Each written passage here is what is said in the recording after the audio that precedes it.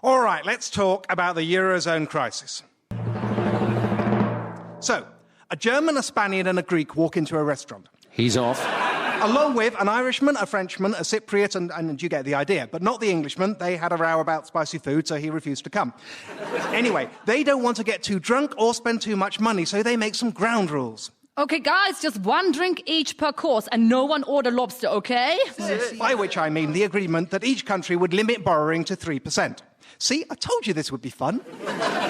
And so the dinner began, and everyone had a lot of fun. But the different diners had different approaches to the rule they'd made. Some bent the rules a little bit, like, perhaps surprisingly, Germany. Okay, maybe a couple of extra beers, but I've prudently lined my stomach with cabbage and potatoes. By which I mean Germany's solid manufacturing base. Some stuck to it quite strictly, like, again, perhaps surprisingly, Spain. No more for me, gracias, because you see, we have made this agreement and we are not allowed to... And then, in a class of his own, there was Greece, who wasn't so much drinking wine under his coat as dancing on the bar, downing a yard of ouzo and wearing a lobster as a hat.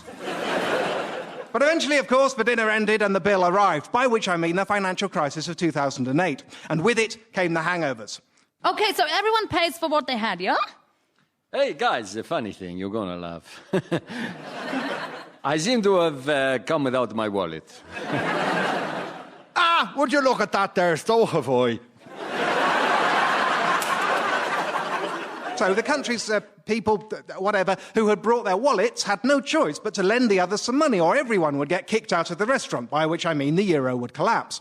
Okay, fine, but only if you all drink a pot of black coffee. By which I mean strict austerity measures. But the coffee just gets added to the bill, by which I mean the austerity measures restrict growth, and so Germany has to shell out again. And, of course, some austerity measures were harsher than others. Okay, Grace, wake up! You need to take this coffee!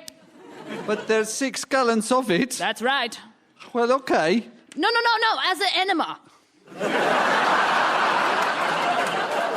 And so now Greece isn't sure it's worth it. Well, maybe I'll just skip out of restaurant without paying. By which I mean default and leave the Eurozone. I'll tell you what, I have a little think. By which I mean hold elections. And then I'll let you know whether I want to stay here but take coffee enema or skip restaurant but have to survive on cat food. Return to the drachma. And while he's doing that, poor old Spain, who you remember stuck strictly to the rules, has discovered that nonetheless its private individuals and corporations have borrowed so much during the booms that the banks can now no longer handle the debt. And what is that in the metaphor, John? That is... I'll tell you what it is. Come on, quickly.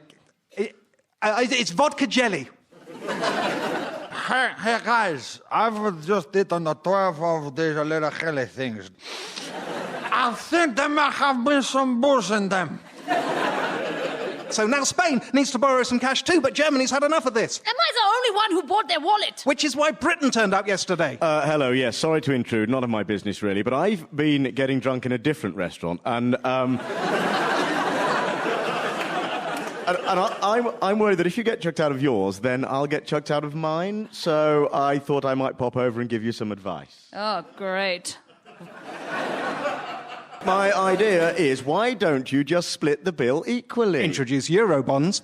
No, that's not fair. I didn't have the tapas or the Slovakia or whatever dish Portugal is famous for. The only way I'll agree to split the bill is if from now on, anytime we eat out, I get to choose the restaurant, order the meals, and hold everybody's wallets. Introduce closer fiscal union. No way. Last time you picked a restaurant, you took us to that horrible place we all hated. World War II. Well, if you're going to bring that up every time. And so now it's 3 o'clock in the morning. Greece has locked himself in the loo, already has one leg out the window. The bouncer is about to throw Spain out unless someone pays for his vodka jelly. And France, brilliantly, has this week reduced its retirement age from 62 to 60, basically saying, While we are waiting, I think I'll have a bottle of champagne. And Britain stands in the doorway, watching the mayhem, on the one hand glad he's not part of it, but on the other knowing it's desperately important to him how it's resolved and unable to do anything to get anyone to pay him any attention except... star jumps. Thank you very much.